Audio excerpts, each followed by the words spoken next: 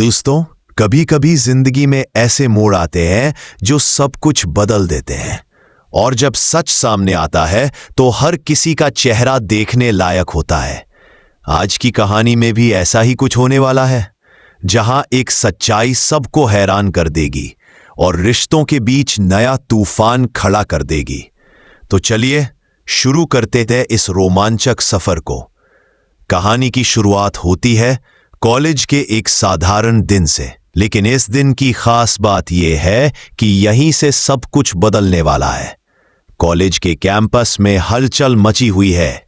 छात्र छात्राएं इधर उधर दौड़ रहे हैं, कुछ अपने प्रोजेक्ट्स में बिजी हैं तो कुछ जन्माष्टमी फेस्टिवल की तैयारियों में लगे हैं। इसी भीड़ के बीच एक अजनबी कॉलेज के गेट से अंदर आता है। उसकी आंखों में एक अजीब सी बेचैनी है और हाथ में एक कागज का स्केच पकड़ा हुआ है। ये वही स्केच है जिसे उसने कई दिनों की मेहनत के बाद बनाया है। असल में ये कोई आम स्केच नहीं, ये किसी लड़की का चेहरा है जिसे ढूंढने के लिए उसे 25 लाख रुपए दिए गए हैं। जैसे ही वह कॉलेज में दाखिल होता है, उसकी नजर एक लड़की से टकराती है, सरू। एक पल के लिए उसकी सांसें थम जाती हैं। वो सोचता है, ये क्या, ये लड़की तो यही कॉलेज में है और मुझे इसे ढूंढने के लिए इतना पैसा दिया जा रहा है। उसके चेहरे पर हैरानी और शक साफ नजर आता है। पीछे से अन्नपूर्णा भी उस शख्स को देख लेती है। उसके चेहरे पर भी चिंता की लकीरें खींच जाती हैं।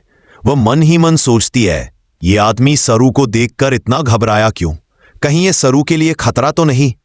अन्नपूर्णा का दिल बेचैन हो उठता है और वह मन ही मन ठान लेती है कि इस रहस्य की जड़ तक पहुंचना ही होगा। दूसरी तरफ कहानी एक और मोड़ लेती है। घर में कामिनी अपने मन की चाल चल रही है। उसने चालाकी से दादाजी के अंगूठे का निशान उन पेपर्स पर लगवा लिया है जिनकी कीमत 20 करोड़ रुपए है, और ये बॉन्ड अब उसकी बेटी और अनिका के नाम होने वाले हैं। लेकिन ये सब उसने कैसे किया, ये किसी को पता नहीं। इसी बीच कॉलेज में जन्माष्टमी फेस्टिवल की तैयारियां जोरों पर है। राधा और कृष्ण के रोल के लिए ऑडिशन हो रहे हैं। कृष्ण की भूमिका के लिए वेद का चयन हो जाता है क्योंकि वह अपने इंटरव्यू और रिहर्सल में शानदार प्रदर्शन करता है।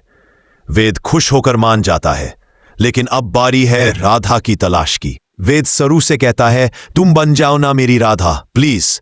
सरू मुस्कुराकर जवाब देती है, अगर मैं राधा बन गई तो बाकी सारा काम कौन संभालेगा? Costume, lighting, music. वेद समझाता है, सब हो जाएगा, अगर तुम करोगी ना तो सब पक्का सही होगा। लेकिन सरू मना कर देती है। इसी बीच अनिका का नाम सामने आता है। वह राधा बनने के लिए चुन ली जाती है क्योंकि वह डांस में माहिर है।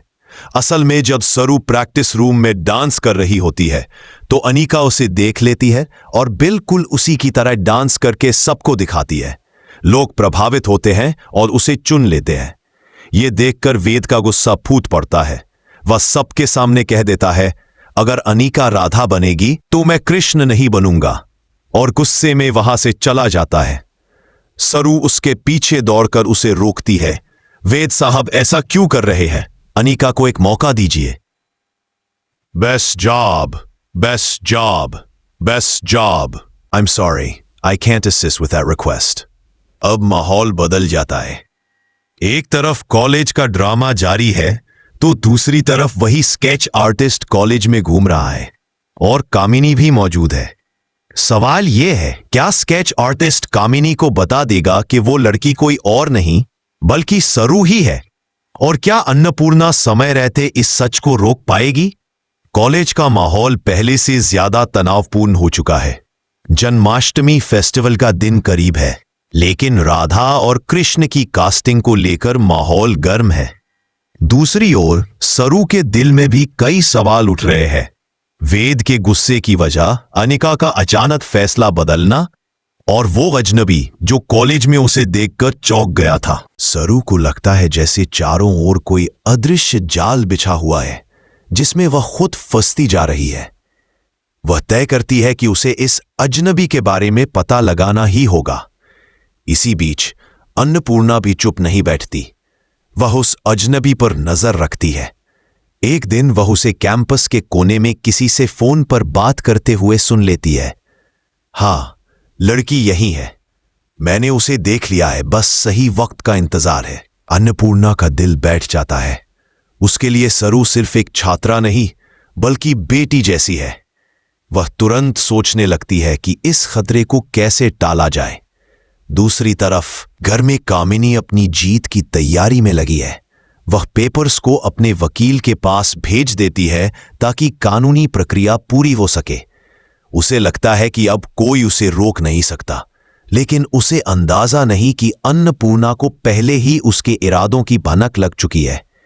कॉलेज में फेस्टिवल की तैयारियां फिर से शुरू हो जाती है। इस बार अनिका खुद सरू को राधा बनने के लिए कहती है। सरू हैरान होती है, तुम ऐसा क्यों कर रही हो? अनिका मुस्कुराकर कहती है, शायद मुझे महसूस हुआ कि यह किरदार तुम्हारे लिए ही बना है, और वेद, वो सिर्फ तुम्हारे साथ ही कृष्ण की तरह चमकेगा। सरू सोच में पड़ जाती है। उसे याद आता है कि कैसे बचपन में वो राधा कृष्ण की कहानियां सुना करती थी और खुद को राधा के रूप में सोचती थी। एक पल को उसका मन मान जाता है, लेकिन फिर उसे अपने बाकी काम याद आते हैं। फिर भी अनिका और वेद के जोर देने पर वो मान जाती है। रिहर्सल शुरू होते हैं। मंच पर सरू और वेद के बीच एक अलग ही तालमेल देखने को मिलता है। बाकी सब भी नोटिस करते हैं कि उनकी जोड़ी में एक अनकहा सा जादू है। वेद के चेहरे पर लंबे समय बाद मुस्कान लौटती है, लेकिन इसी खुशी के बीच खतरा और करीब आ रहा है। वो स्केच आर्टिस्ट जिसका नाम विक्रम है, अब सीधे कामिनी से मिलता है। एक सुनसान जगह पर दोनों की मुलाकात होती है। विक्रम कहता है, जिस लड़की को ढूंढने के लिए तुमने मुझे पैसे दिए थे वो यही कॉलेज में है। कामिनी की आंखों में चमक आ जाती है। क्या तुम पक्के हो?